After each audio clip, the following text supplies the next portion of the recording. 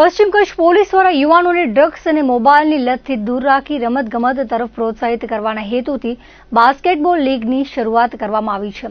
Police ground ખાતે basketball લીગના પ્રથમ તબક્કા અંતર્ગત ખેલાડીઓની પસંદગી અને ટીમ રચનાની પ્રક્રિયાનો પ્રારંભ થયો હતો।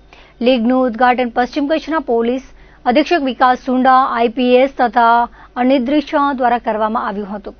ભુજ બાસ્કેટબોલ લીગ માટે અત્યાર સુધીમાં 389 ખેલાડીઓએ રજીસ્ટ્રેશન કરાવતા ભુજમાં બાસ્કેટબોલ રમત પ્રત્યે યુવાનોમાં રહેલો ઉત્સાહ સ્પષ્ટ થયો છે।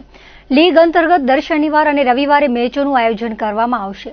પશ્ચિમ કચ્છ પોલીસના આ પ્રયાસથી યુવાનોને રમતગમત સાથે જોડાઈને પોતાની પ્રતિભા વિકસાવવાની તક મળશે અને સ્વસ્થ તેમજ વ્યસનમુક્ત સમાજના નિર્માણમાં રમતગમતની ભૂમિકા વધુ મજબૂત બનશે। પોલીસ તંત્ર કાયદાની અને સમાજની રક્ષાની સાથે સાથે આવી વિશિષ્ટ હકારાત્મક પ્રવૃત્તિ કરી રહી છે, તે માટે તેમને અભિનંદન મળી રહ્યા છે। ભવિષ્યમાં પણ આવા ઉત્કૃષ્ટ આયોજન થતા રહે તે ખૂબ જ અપેક્ષિત છે।